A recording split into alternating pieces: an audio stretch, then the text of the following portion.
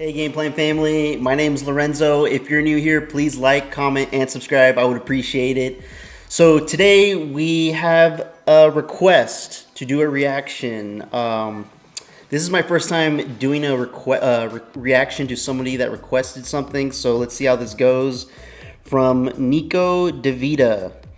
I appreciate the request. They wanted me to react to Blaire White. So I'm familiar. I've heard of Blaire White in other videos. I think the Hodge twins, I follow them as well. They actually had Blaire White on their channel and did an interview. I didn't get to check it out yet. I don't know too much about Blaire White. The only thing I do know is that she's a transgender. But today, they want me to react to trans conservatives versus trans liberals. And this is on the Jubilee channel. I'm not sure if this is even going to work because I know on certain reactions, certain channels block their content from being reused. So I'm going to try to react to, it's an hour and 25 minutes. I won't be able to watch the entire thing, but I'll try to get the best parts from this video and show you guys and let you know my reaction and my opinion and my take on their responses to this. For many of you that have seen my previous channels that I have talked about, the transgenderism and my point of view on that, you guys should know how I feel about that. I'm not a big supporter of the LGBTQ community, but this was a request from one of my, I'm hoping this person's following me on the Game Plan, and yeah, I'm gonna check this out and see how it is and give my opinion. And it doesn't hurt to just listen and see what's going on, but I'm gonna give my brutal and honest opinion on anything that is said in this clip. So let me know what you guys think, and I hope you like, comment, and subscribe. Appreciate it. Let's check it out.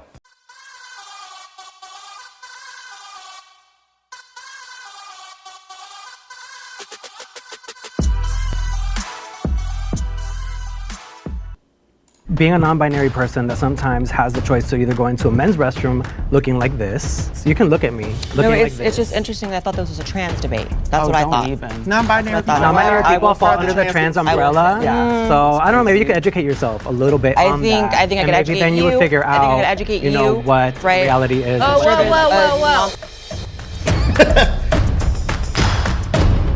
Oh man. It is a safety concern for trans women to share a female restroom. Can the agreeers please step forward? Okay, so I do know that this is Blaire White, the one in the far left.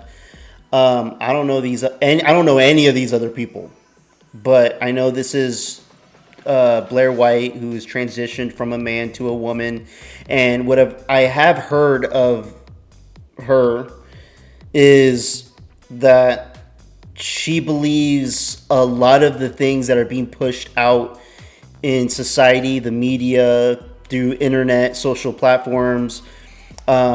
She does not like certain things that are being implemented when it comes to transgender. She's more of a supporter. She's more of a private person. She believes that, her way of living, if she wants to believe she's a woman, it doesn't need to be spread out throughout the world and the local communities, and everybody needs to agree with her agenda or her way of thinking or whatever. She's choosing to keep it to herself, which is what I advocate for.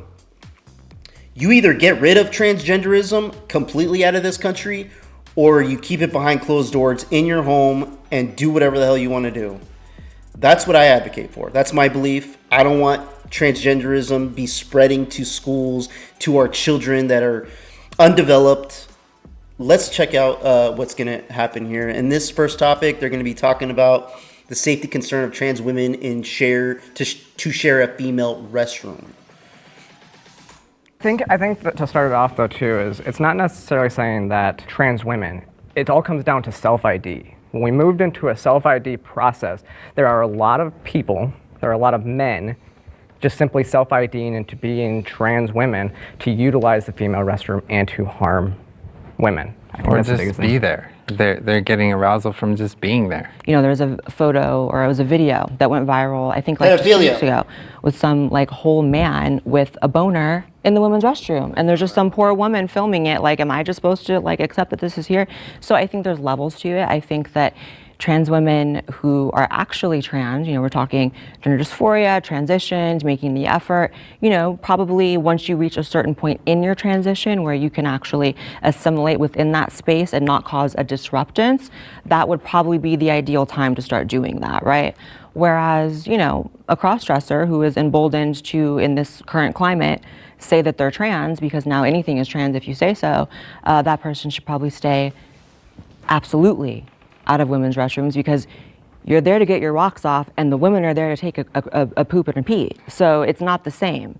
And you know, I really empathize with women who, you know, have an issue with it. And I can probably hear some women commenting, well, how do I know the difference between a fetishist and a real trans person? It's hard. It's hard. However, that's the only nuance that I know to give to it, which is there's different reasons people are trans, and some people really are trans because they're horny, and some people are trans because they really felt that way from, you know, a young age or whatever. See, I agree to an extent. Like, when you go to transition, and this is a fairly universal experience, you know, once you get to a certain point of passing, that's about the time that you would start going into the other bathroom as opposed to not make the same sex uncomfortable. Once you reach that point in your transition, a lot of things change, but you know, you start to see things from another perspective. You start to see things from the perspective of a cis person. Yeah. And I actually offer some solutions to this because This is so, oh my gosh. Okay, so this is so strange to listen to, because what I'm listening to right now are people of the same sex. People are judging their same sex of birth, if I'm putting that correctly.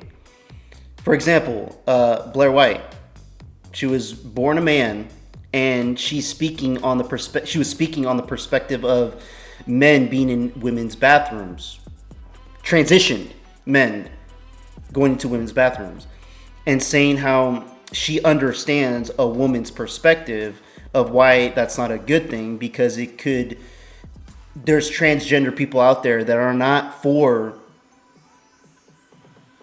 this ideology that still does not make any sense to me, but they could be confused, not knowing if their intentions could be to be perverts. Having the ability to go, being acceptable in a woman's bathroom because you decided to dress up as a woman, gives you the free pass to get inside and, like she said, have a boner. Like, disgusting though. That's perverted. It's disgusting. It's a disgusting way to put yourself in a position where if you're not able to fulfill your sexual fantasies, you have to trick people in order to fulfill your needs. That's what I take from transgenderism, point blank. Regardless if, you know, someone like Blaire White is wanting to come up here and try to justify certain points on why things should be acceptable for transgenders. That's just my take on it. I don't want to go through this whole thing with the bathroom. I kind of want to go to different categories. I'm actually pretty interested in hearing the support of transgender military band, just because I was prior military. Let's see what they had to say about that. Actually, man. Oh man, I don't know how I'm gonna make a video of this. This is gonna be a long video. Yeah, I'm gonna have to skip around. So let's dive into military. Gender military I support this transgender military band. ban. Agreeers?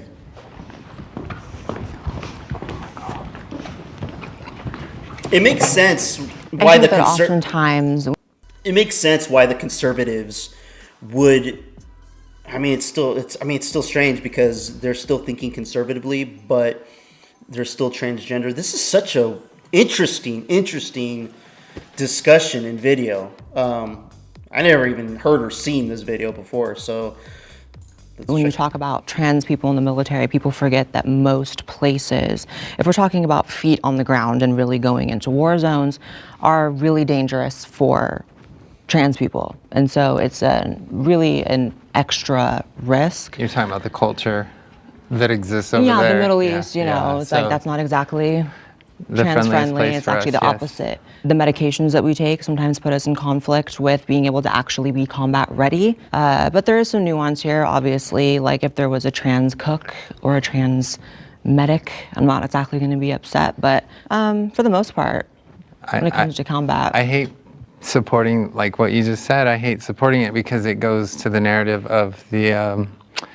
should athletes compete in sports, you know, but trans athletes. yeah, They the shouldn't. drugs we take do weaken us, you know, so we're not, like you just said, combat ready, but we're also not as physically strong as the guy counterparts standing right next to us. And I so. will say, like, as a person with HIV, I was diagnosed at 18. I couldn't go into the military, like, because I couldn't get Biktarvy overseas, you know? Yeah, so I will say, as probably the only person that served in the military on this entire panel. You should have spoke first. It's okay. The thing about it is, I think that there is a lot of nuance in this. I actually have friends that are currently serving in the military. I think there was a lot of misrepresentation of what the trans ban actually did. You know, you have soldiers, if you have surgeries, they go on profile, which means they can't actually do their job. They can't do PT. If you have bottom surgery, it takes a year. And so as a leader, that person's still in a position of a job of somebody that should be doing it.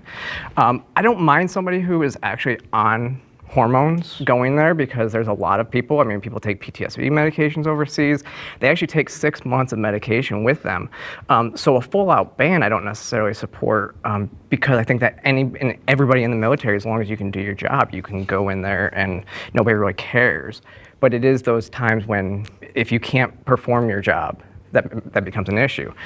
You talk about with HIV, actually, most people don't even realize this. If you contract HIV while you're in, you can stay in a non-deployable job. Right. And then also, you know, if we want to just get super real, you have the trans suicide rate. And if you really want to compound that by the veteran suicide rate, that's not exactly a concoction for very positive results. So I see how a trans ban could actually benefit us. And Lord knows I'm not trying to get drafted. So yeah, I'm all good with that. Yeah.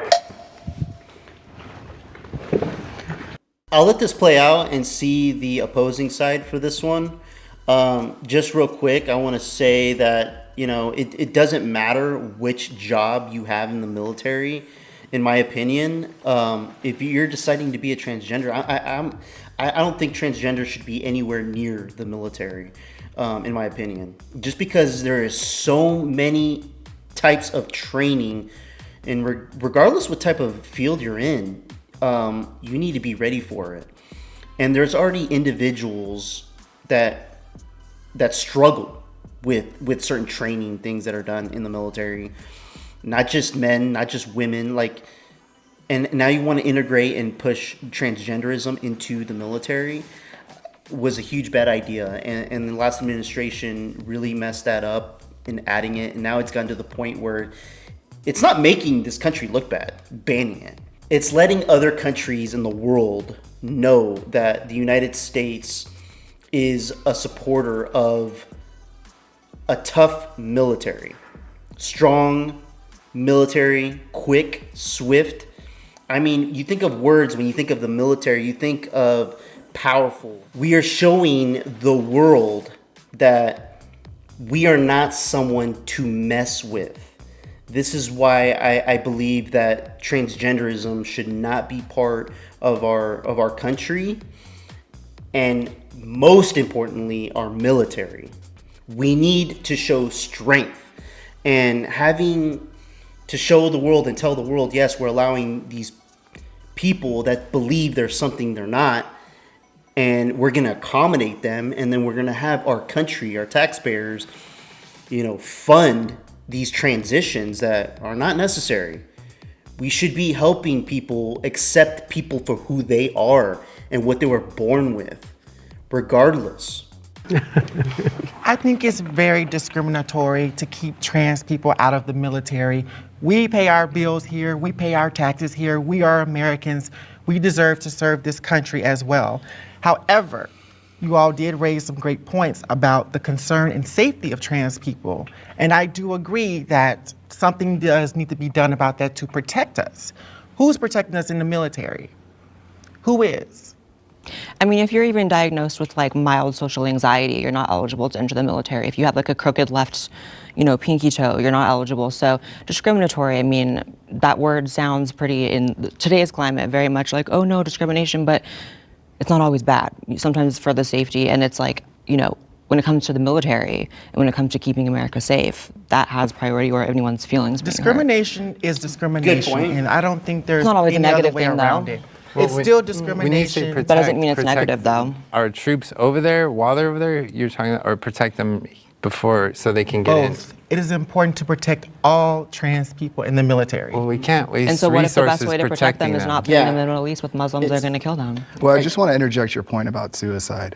So as somebody who has worked in community service with community members directly, a lot of their suicide issues actually revolve around access to finances. And the military is one of the highest employers of transgender people. So we actually see the suicide rate drop. And Well, for me that's a good personally, point, but it's one of the highest employers of anybody. But if you're suicidal and you go into a job that has a high likelihood of PTSD, causing PTSD and all these other issues, then it becomes a big issue, because then you already have one mental illness, and then you're compounding it with more. And when you're on, a very strict regimen of, if you're trans and if you're really trans, and we can get into who's really trans later, because I'm going to have a lot to say about that, but if you're going to be on hormones, right, you're not always going to have access to those drugs when you're deployed and when you're in those situations. That's why I say, if you're, a line cook or something, if you're whatever, that's one thing. But if we're talking about combat, you're not exactly going to have access to your testosterone blockers and your How do you know that? Because medical they care don't have is those kind of covered in the pharmacies in the Middle East. Medical care is covered in the military, so they should have access to that. So that is false information. and also, you guys are forgetting Right, the fact, well, but- hold on. You guys have all forgotten the fact of what is the flip side for these transgender individuals that are signing up for the military and they're taken out, and that was their life plan. Where are they supposed to work and where is their employment supposed to be? No, I Because the agree, mental but- illness that happens I agree, it's through horrible. homelessness and the lack of resources agree, that it's come. horrible. So that is also They the flip actually- side of that. So if folks But they don't didn't have, kick hold anybody on one out. second, but if they don't have access to a job that could offer them It's your support job. and research and access to medication, access to benefits, lifetime benefits, that's something that most transgender people in any sector of any So job. do you want an answer to your question, or are you just going to round? Because I can answer, you said, what about those people that were kicked out? I actually think it's bad if you are someone who was in it and you really are, because just like, Sarah, and I've met many trans veterans that I've paid respect to publicly on social media, and I think that's amazing, actually. So if you're kicked out and it was once, the norm But that what's you the could, resources you're I'm offering speaking them, though. If you're kicked out and it once was the norm for you to participate in the military, that's sad. But at the same time, if that is what is determined for the ultimate safety and effectiveness of the military, nothing should come before that. Blaire, have you ever Because the worked second directly bombs, with because the trans second people? Okay, so they're talking so much about trans, but when you're talking about the military, and I could speak on this because I served, there's already tough ways on trying to get resources for military members, whether you're overseas in combat or when you become a veteran and you're out of the military. It's hard to get resources. It's not easy. When you serve your time in the military, at least for me specifically, they're like, thank you for your service, goodbye. I'm like, oh, okay, that's it. Like, I didn't know I still had access to the base for an extra 2 years. Everybody has access for an extra 2 years. I have no idea why. Like, thank you for letting me continue to come on base for an extra 2 years after I get out. I know after you get out of the military, you serve a reserve 2 years, and I believe that's why they do it. But I think once you have served your country, you should always have base access, in my opinion, regardless. You served your time. I mean, as long as you got out of the military honorable and did your time, you should have access till death. But besides that, they're speaking so much about the resources, and they're not talking about who's funding this. We're not, the military, the country, we're not going to accommodate people that are confused. And it's so hard to tell. Now, Blaire White, she's talking she's giving good points, but in my opinion, the way she's speaking, she's trying to separate the types of transgender people there are, which makes sense. It's just like anything else.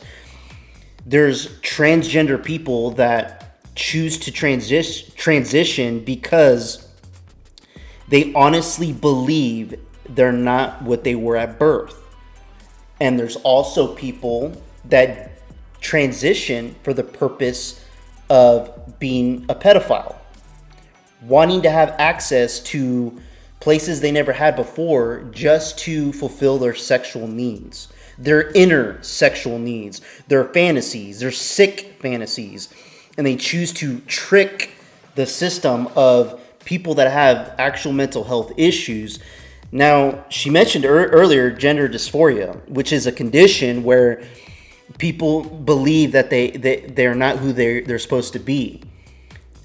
That's after getting medically evaluated and questioned to understand what the hell is on their mind.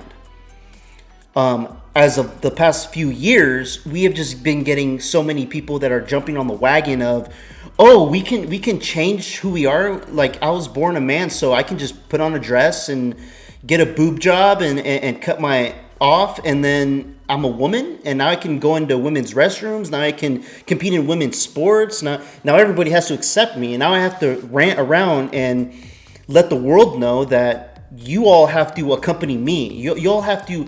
You have to, what's the damn word? Accommodate. You all have to accommodate me. No. You're adding more stress on the country from excelling into being something greater than what we are. And I say that not to be so messed up, but there's way too many people trying to create things that do not need to be created. And I feel like transgenderism is a huge mock of people that have gender dysphoria, which is a serious illness. And transgenderism ended up taking off as a way of, well, let's play on it. Let's play on this mental illness and run with it. And we have people like Blaire White here that's trying to justify it. She's trying to justify it in a way where she's telling other radical transgenders, no, we don't need to be exposing our ways to the world. We need to keep private, keep to ourselves. We should not. There should be a military ban in the military. Transgenders shouldn't be in women's bathrooms. She's making all the points a straight conservative would say. That's not transgender.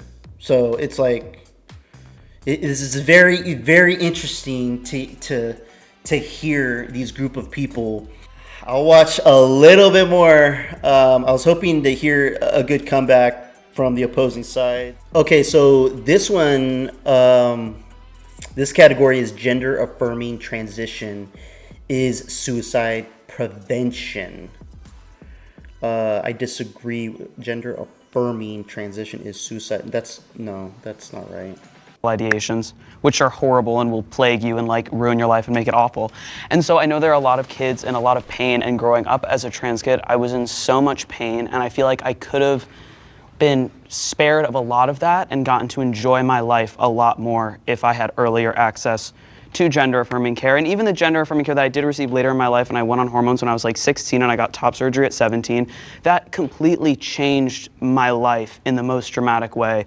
And so, yeah, I think it is life-saving care, and I think a lot of trans people would agree. I agree as well, too. I think gender dysphoria is a real thing, and we all deal with gender dysphoria differently. I know for myself or whatnot, there were times I wanted to end it all.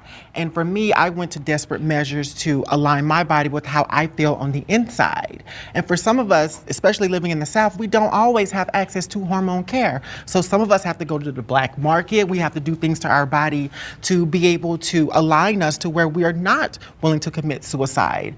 I don't think that's the only way. I think there are other ways as well too, but honestly, sometimes people just want somebody that cares, that wants to listen as part of the regimen to being able to prevent suicide.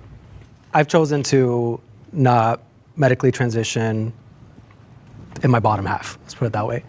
But, and this is the first time I'm actually saying this out loud, but I am having facial feminization surgery.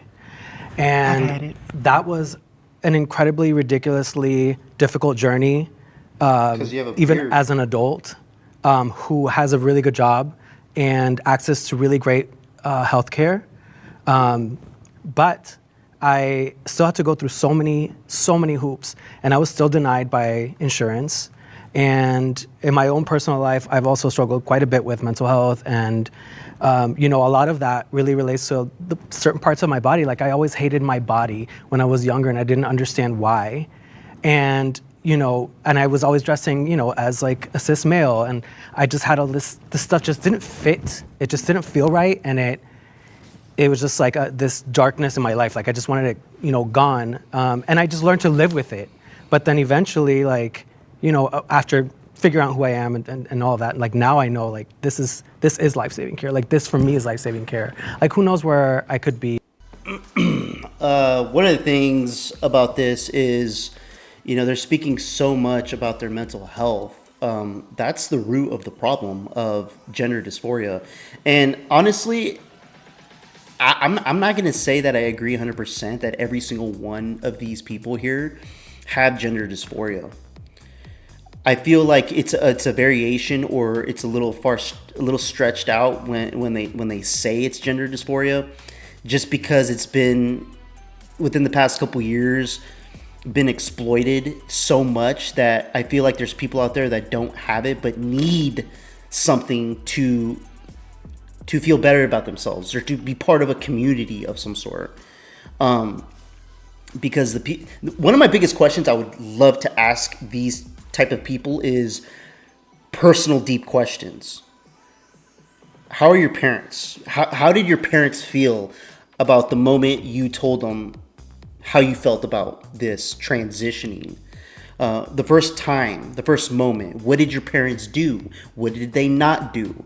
How did they groom you to be who you are today? In what aspect? I'd really like to know that, because I feel like it comes down to the parents at the end. You're raising people, lives that are undeveloped. People do not know anything when you come into this world. It's all relied on parents.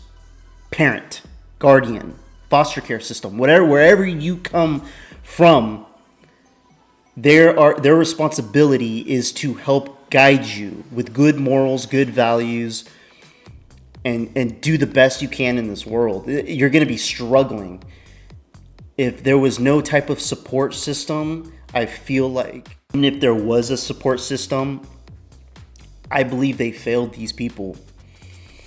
They couldn't acknowledge these people that what they were given at birth is who they were meant to be, and to appreciate, to love themselves, to care for themselves, and to embrace it. To embrace it. There's a lot of things I don't like about myself. I'm not going to do something to make the world make it more comfortable for me, and make others do things just to accommodate me in this huge world. And no matter who you are, I believe, whoever you are in this world, you should be thankful that you exist in this world. You should be thankful that you have the ability to witness being alive, being comfortable with who you are, being surrounded by people that you know, you don't know, you like, you dislike, you love, you don't love. I mean, that's the point. We all don't get to live forever. And I hear people on the other side, and people saying, well, yeah, we're not going to live together, so why not let people live the way they want to live? Yeah, that's fine. People can live the way they want to live. I agree with that. Just don't spread it and force everybody else around you and around the country and around the world to take part in it. If the majority or if a lot of people don't want to be a part of it, we don't want to be a part of it. Keep it to yourself. If you want to dress up, do your thing, do it at home. Keep it to yourself. The moment you come out dressing like, you're clearly a man and you're trying to dress like a woman, putting makeup, and you have a full-fledged beard, I mean, it's sad. It's sad, and I didn't react to this video to make fun of transgenders. I didn't make this video to mock them in any way. I did this video because somebody actually wanted me to react to Blaire White, and it just so happened to be this video. And everybody that has known my take on transgenderism and what I think about that in every aspect, I'm just being brutally honest in what I believe and how I feel. And I know if I have kids and if my kids are kids that, if I ever have kids, if they came to me and said, I don't feel like I'm a boy, I feel like I'm a girl, I'm not gonna give them girl things. I'm not gonna dress them up as girls. I'm gonna tell them, okay, it's okay to like girl things. It's okay, but you're still a boy, and you're gonna grow up to be a man. And once they're 18 years old, they can decide to do whatever they want to do. And I'm gonna tell them, you can be whoever you want to be. Just if it's something that's not the norm, don't put it on other people, especially other kids. If you're an adult, don't be pushing it on kids. It really pisses me off when I see, they have shows of drag queens and transgenders, and they're having shows with little kids involved, and I'm like, what? Get that out of here. I don't condone it. It's making us, it's holding back this country from being sane, and we're getting off the rails, in my opinion. And now that we have a new administration, they're putting things back in order to make things a little bit more clear. Yes, two genders, male and female. Male and female. Let me know what you guys think with the reaction. Like, comment, subscribe. I would appreciate it. Till next time. Peace out, everybody.